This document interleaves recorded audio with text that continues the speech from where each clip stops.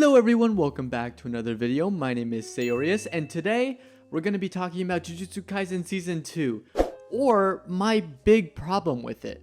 Because as much as I do love the animation, I do love the voice acting, I love the story, and I love Jujutsu Kaisen as a whole, there's one big problem I have with it, and that is the way that MAPPA has been treating their animators lately. Now, I know a lot of people have been talking about it. A lot of people have been making jokes about the treatment that these animators are getting. And it doesn't help that there have been tweets coming out from these animators talking about how tough it is. And I don't blame them. They've had such an amazing lineup before them. They have done Zombieland Saga. They have done the end of Attack on Titan and the final season of Attack on Titan. They have done Hell's Paradise. And recently, Jujutsu Kaisen Season 2. Among a lot of other shows like Vinland Saga Season 2, there's just a pile of amazing shows that they have under their helm. And the fact that they aren't receiving any perks, they're being horribly overworked and horribly underpaid. And I just wanted to sort of just touch base on that, because as much as we want to talk about how amazing the show is and how great MAPPA is, the credit really deserves to go to the animators here, because the sequences you see in Jujutsu Kaisen Season 2 are some of the best animated fight sequences I have seen in a long time. And the second big thing, for me at least, is the fact that I went into the anime after reading the Shibuya incident. So I was not I wasn't blind going into the anime.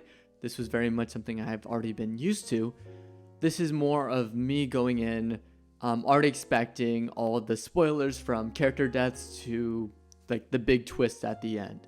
So for me, I was going in rewatching this through someone who has been a manga reader. And I must say, this is one of the few times I will say I think the anime did it better. Because in my opinion, although the surprises in, I guess, the medium of manga pages are very different, and, you know, just you turning a page to seeing someone, like, explode before your eyes is much different than just seeing it unravel in motion in an anime. You're going to get a different experience in that and different shock factor. But what I will say, and one of the benefits that come from the anime, is the fact that a lot of the fight sequences, as complicated as they may be, are amazing to look at visually. Now, to follow them and track them through manga panels is a completely different story. And I actually found myself a lot of times trying to remember what was going on, what I was looking at. And although the art was amazing, I found myself sort of just making sure I was following the right characters, or making sure I read that properly. And I'd have to go back and forth a couple of times when reading the manga. Now with the anime, you don't have that, because you get to see everything unfold before your eyes in amazing animated sequences, of course. So that's why I want to give sort of the praise to the MAPPA animators, because they were able to improve upon the manga in a way that a manga could not achieve, and that is seeing their work in motion, seeing these fight sequences in motion as opposed to just stills. Now, there are also several other things that I want to talk about when it comes to this anime, starting with sort of just the major story beats, which is Gojo being sealed for the first time ever, and how that is having a direct impact on Jujutsu society. Now, when it comes to writing powerful characters, it's hard to sort of write powerful characters in a way where it doesn't become stale or boring. The several times I've seen it done very well is actually with the way that they approach these characters with humor. Hence, One Punch Man is an amazing example of how one utilizes someone who is very overpowered in a very comedic sense. Now, with Jujutsu Kaisen, that character, of course, is Gojo, the most powerful sorcerer in this world. Even the fact that Geto, or the person possessing Geto at this point, mentions that he is the pinnacle of power itself. Now, what they have to do is they devise a cunning plan to entrap him. They can't kill him, but they can immobilize him and carry out their plan that way. So that's how Shibuya starts, is by taking someone who's basically keeping everything together. And you don't realize how vital of a role Gojo plays in Jujutsu Kaisen until he's gone. Because once he disappears, everything falls apart. People who you think have plot armor, that have exercised curses and have saved people before, all our main central characters, are losing their lives right in front of your eyes.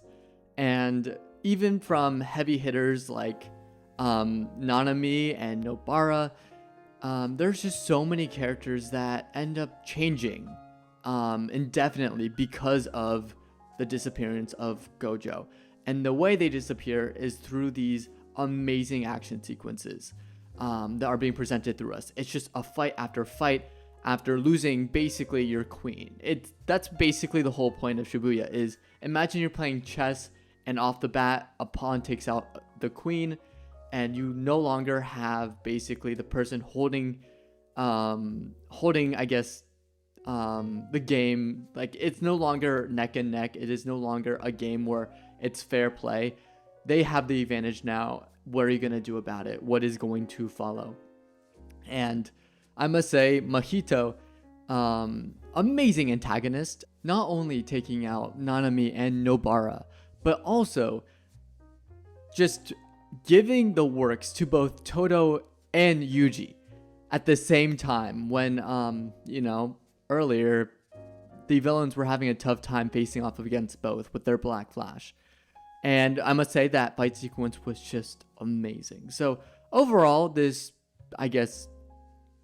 season 2 of Jujutsu Kaisen, or as people like to call it, the Shibuya incident arc, proved to be one of the best arcs in all of manga. So to see this finally animated by one of the best animation studios out there, Studio MAPPA, was definitely a treat for everyone watching. Jujutsu Kaisen fans, anime fans, everyone loved this. And I guess that's pretty much it in terms of just talking about that show. I just wanted to briefly touch base on why I feel the animators deserve more love. And yeah.